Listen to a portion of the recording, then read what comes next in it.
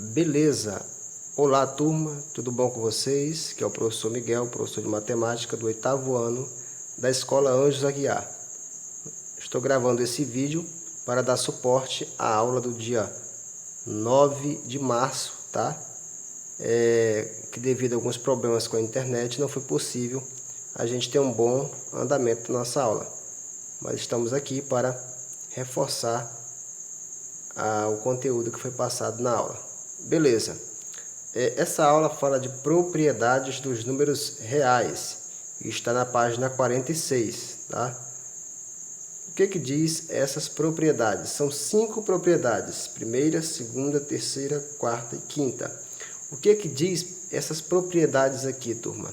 A primeira propriedade, ela diz o seguinte: se eu tenho uma raiz, tá, enésima, ou seja, raiz enésima de A, onde esse n pertence aos números naturais, com exceção do zero, e esse a é um número natural, pertence aos naturais, e essa raiz não for inteira, né, esse número não for inteiro, o resultado dela não for inteiro, então é um número real.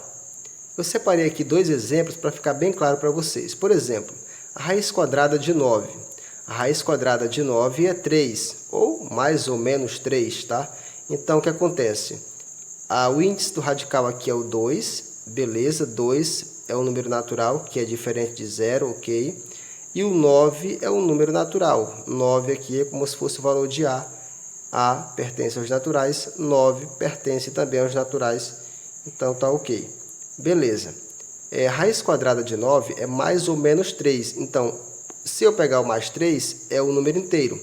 Se eu pegar o menos 3, também é um número inteiro. Então, dá para entender que se é um número inteiro, logo, de cara, eu posso concluir que é um número real, porque todo número inteiro também é um número real, beleza, turma? Agora, existem casos especiais, por exemplo, raiz quadrada de 2. Raiz quadrada de 2, vamos lá, vamos analisar os critérios. A raiz enésima, tá? No caso aqui, de A, com essas condições. Raiz quadrada de 2, o índice do radical é o 2. E 2 pertence aos naturais, com exceção do zero. Sim, beleza. E o radicando aqui, que é o 2, ele pertence aos naturais. Também, beleza. Só que a raiz quadrada de 2, turma, não é um número inteiro. É 1,4142, tá? Então, o que acontece? O que eu posso concluir em relação a esse número? Eu posso concluir que este número aqui, que é o resultado da raiz quadrada de 2, também é um número real. Também é um número real, tá? Mesmo não sendo inteiro. É o que nós chamamos, nesse caso aqui, de um número irracional. Tá, turma? E todo número irracional também é um número real. Beleza? Então, o que acontece? Vamos lá. A segunda propriedade é relacionada à soma.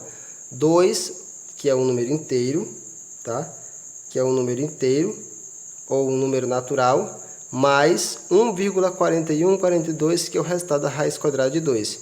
Então, se eu somar um número natural com um número irracional, o resultado vai ser irracional. Se eu subtrair um número natural de um número irracional, o resultado também será um número irracional. Se eu multiplicar um número natural, ou inteiro, no caso aqui, 2, por um número irracional, o resultado continuará sendo irracional. Se eu dividir um número inteiro, ou natural, por um número irracional, o resultado será um número irracional. O que eu posso concluir em relação a essas quatro propriedades? Eu posso concluir que se eu operar as 4 operações básicas da matemática com um número inteiro e um número irracional, o resultado será um número irracional. Beleza, turma? Tranquilo? Ok, então vamos aqui para a parte 2 aqui, ok? Beleza. Representação na reta. Como é que eu represento na reta numérica um número irracional? Tá? No caso aqui, o nosso número especial é a raiz quadrada de 2, ou ou aproximadamente 1,4142, tá?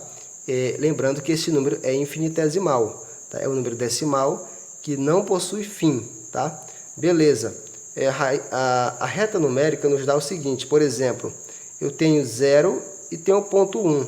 Se eu traçar perpendicularmente o ponto 1, aqui ó, traçando perpendicularmente o ponto 1 e ligando o ponto 0 até o topo do ponto 1 aqui, tá? Até o ponto, que é o ponto perpendicular, pelo teorema de Pitágoras, nós podemos entender que a hipotenusa aqui é a raiz de 2. A hipotenusa, esse valor todinho aqui, é raiz de 2. Então, pegando aqui, tá, o vértice do triângulo e indo em direção à reta, você encontra aqui, na frente do 1, a raiz quadrada de 2. E isto é verdade, turma, porque lembrando que, né, só lembrando aqui, que a raiz quadrada de 2 é aproximadamente 1,4142 e assim por diante. Logo, se é 1,41, né, é maior do que 1. Então, tem que estar aqui na frente do 1, tá? Beleza? Então, não está entre 0 e 1, está na frente do 1, ok, turma? Beleza? Então, para vocês aqui agora, ó, foca aqui, tá? Atividade, página 48, questões 1, 3 e 5. Beleza, turma? Ok? Até a próxima videoaula.